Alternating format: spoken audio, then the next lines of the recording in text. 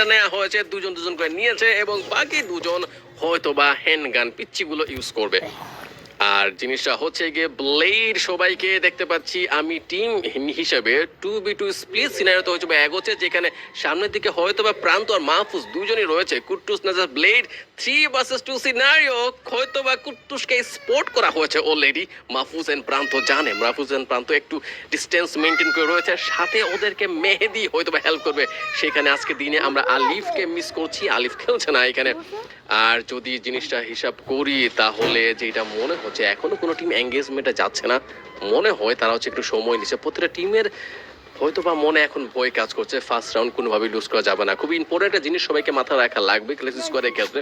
First round যেই team হচ্ছে গিয়ে নিয়ে ফেলবে তাদের কাছে টোকেন বা কয়েনের পরিমাণটা বেশি থাকবে, এবং সেকেন্ড রাউন্ডে সে কয়েন কেনার সামর্থ্যগুলো অর্জন করবে, ইউজ করবে গান স্পেসিফিকভাবে বেস্ট গানগুলো চুজ করার ক্ষেত্রে। সো অবভিয়াসলি ফার্স্ট রাউন্ড যেটা খুবই গুরুত্বপূর্ণ, খুবই জরুরি।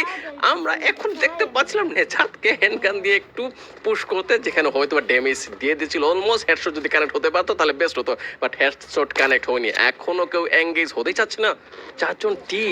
চারজন মেম্বার হচ্ছে কি স্টিল দাঁড়িয়ে আছে এক জায়গাতে। ফ্লিকার আলাদাভাবে একটু দূরে রয়েছে। আই গেস ফ্লিকার জানে ইয়া গোল টু প্রান্তকে ডাউন করা হয়েছে, পেহেদি ডাউন হয়েছে, রাত ডাউন হয়েছে। বেঁচে ছিল মাহফুজ, এখন নিচেও চলে গেল।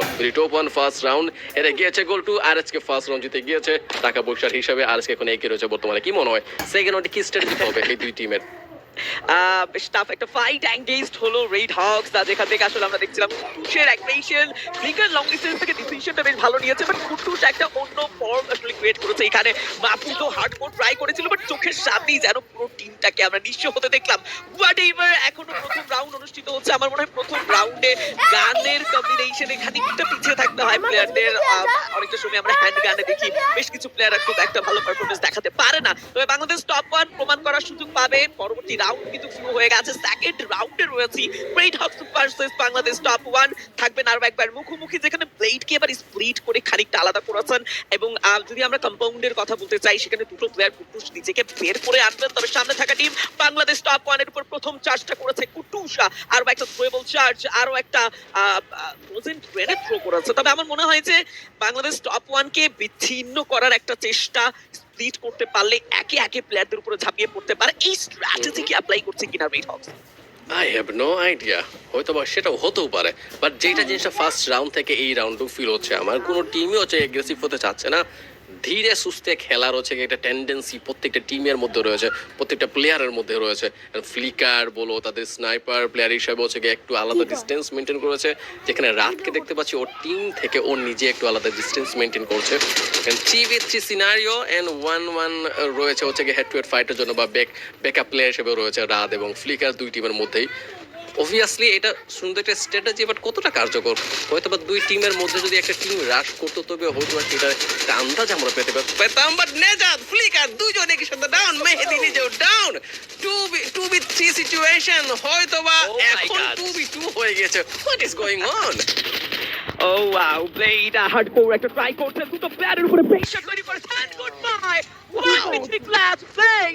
রেড হকস তার জায়গা থেকে এবার একটা হিরের টুকরা বেছে নিয়েছে, এবং ইয়াস সেই হিরের টুকরার কেউই নয়, ব্লেড একা তিনটি প্লেয়ারকে ধসিয়ে নিজের জায়গাটা আরো বেশি স্ট্রং করে নিয়েছে। It's a good sign. Red Hawks তাদের জায়গা থেকে যেমন কনসিস্টেন্সি করে রেখেছে, প্রত্যেকটা প্লেয়ার ইন্ডিভিজুয়াল তাদের পারফরমেন্স দেখাচ্ছে। যদি শুরুতে যখন নেজাত এন্ড স্পিকারকে ডাউন দেওয়া হয়েছিল, মেহেদি সেই কন্ট্রিবিউশনটা ভালো দেখিয়েছিল।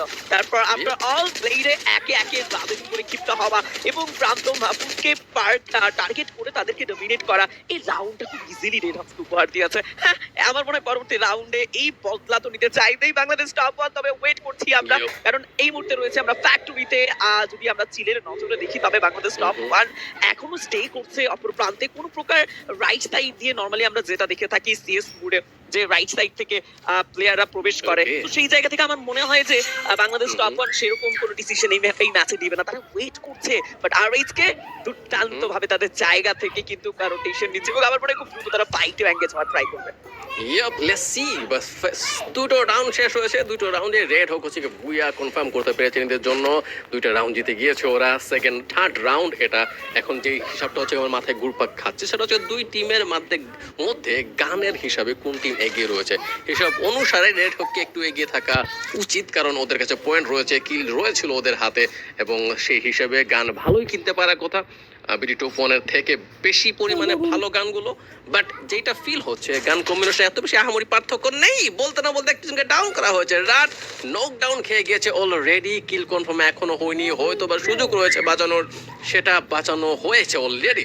4v4 সিনারি এখনো স্টিল, এখনো স্টেবল, এখনো সুযোগ রয়েছে বিডি টপ ওয়ানের একটু অগ্রসর হওয়ার। ফার্স্ট রাউন্ড ফার্স্ট ম্যাচ হিসেবে যে ফিলিংসটা আমি পাচ্ছি, অ্যাটলিস্ট দুটো টিমই কিন্তু রিস্ক নিচ্ছে না, এটা স্টার্টিং থেকেই ফিল আসছে। বাট আজকে একটু চড়াও হতে দেখতে পাচ্ছি।